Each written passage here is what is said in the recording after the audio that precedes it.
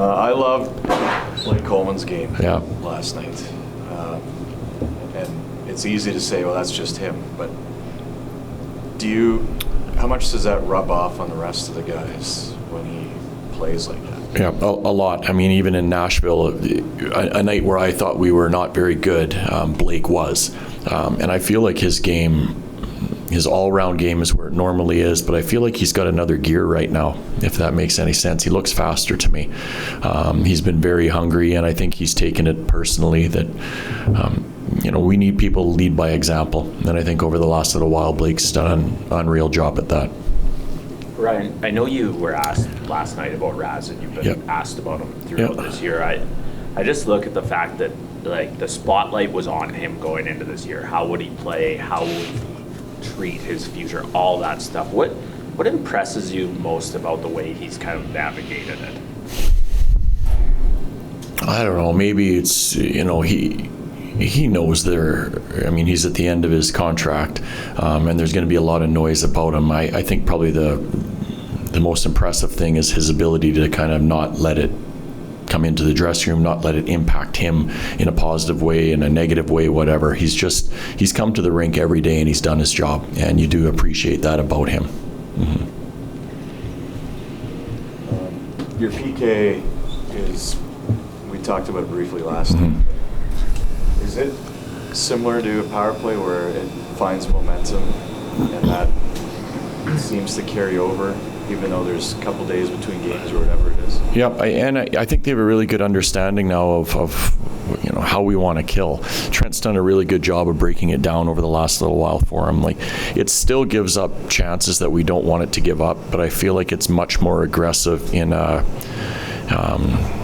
an intelligent way, where it's not just running around aggressive. There's purpose to what they're doing, and I think they've done a much better job of reading off each other in situations where they can all go at the same time. So it's been a little bit of the up ice pressure. I think we've been harder to enter the zone against, and in zone we're really trying not to let power plays set up as much as they were before, and I think we've done a really good job.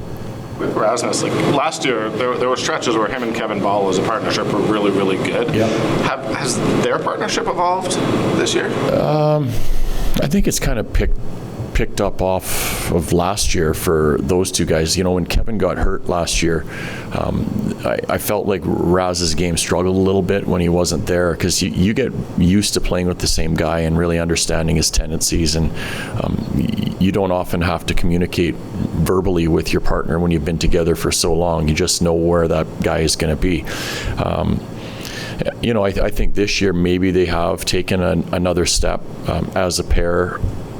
Probably because Kevin's a little bit more comfortable in his own skin as well. I think that's shown up for me for sure, where I think he wants to take on a bigger role in regards to leadership, and I think he wants to take on a bigger role in being a real impact guy that can shut down top lines, and I think they've kind of kept building that chemistry they developed last year. You mentioned Blake Coleman having another gear right now. I know you mentioned after the game last night that Michael Backlund as well wasn't there earlier in the season. It is now. What do you think the difference is and why it wasn't there and it is now? It's a good question. Whether you look at older players, they need a little bit more time to get themselves going. It was a mental thing to start with. I wish I could put my finger on it, to be quite honest with you. And I do think sometimes at the beginning of the year, where your team wasn't getting the results that we wanted to have early on in the season, it weighs on people differently. And I think Michael, in his situation, he took a lot of that on, and his mind was about, how do I help this team get better, when the most important way to help the team get better is to make sure your game is where it needs to be. And I think he got over that hump, and since that time he's really focused on making sure his game is where it needs to be, because he understands that the best version of Michael Backlund is the best thing our team needs on the ice. Was that the most dynamic and dangerous Connor Zary you've seen since the first knee injury last season? And if so, why? I thought Connor was very good. He's had stretches of games since then, for sure. For me, last night I liked the pace that he played the game at. That was the big thing for me. So if I could...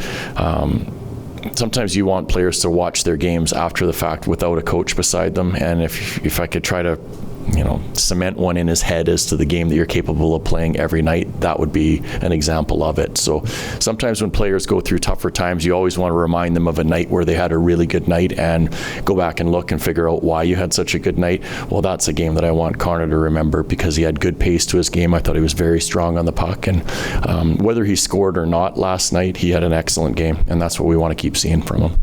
He credited his mom being in the stands. Do you invite her to more games? Yeah. Home cooking. Mums are always a good thing, having them around. They just make you feel better. Good to see Zayn skating with the group. I know he's still wearing the yellow jersey, but how much of a positive is that for him? Well, for everybody. Really positive for Zayn. I know it sucks when you're here by yourself and the team's on a long road trip, especially for a young guy. Really nobody to hang out with. The one thing he told me was kind of nice to have Hansik around for a bit. We don't want to see guys injured, but it gives them another young guy to kind of hang with at times. So he's put in a lot of work. He's feeling much better, and it was really good to see him on the ice, and hopefully we'll progress him so he's not wearing the yellow jersey anymore sooner than later. Right, Ryan, we know he's going to go to the World Juniors. Craig's already confirmed that.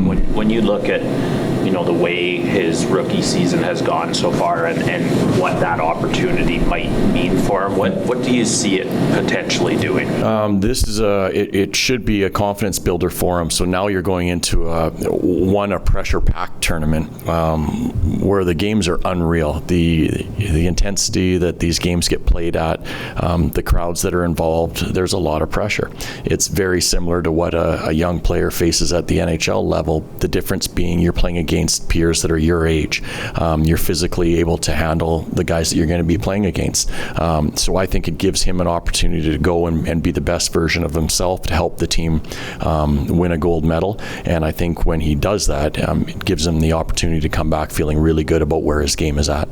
And do you get the sense he needs that confidence boost at this point? It's funny. We talked about him this morning, watching him around the room. He's got it right now. His swagger is back with the smile on his face, and he looked good on the ice today. So I don't know if he needs that boost. I think him having some time to really, work on his probably body more than anything over this last stretch to get a little bit stronger, to get a little bit more energized, has allowed him to feel pretty good about where he's at right now. Of course, if he goes and has a great tournament, it's going to be a big boost for him, though.